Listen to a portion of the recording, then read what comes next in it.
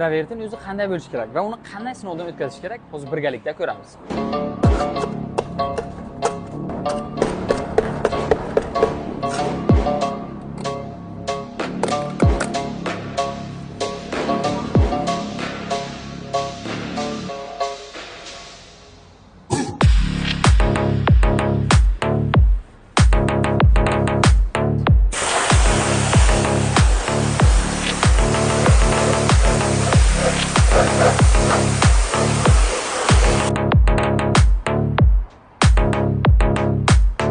Ko'rib turganingizdek, travertinimizni sinovdan o'tkazdik. Karcher urdik, ketchup surtdik, loy surtib, xullas karcher bilan yuvib tashladik, hech qanday dog'lari qolmadi.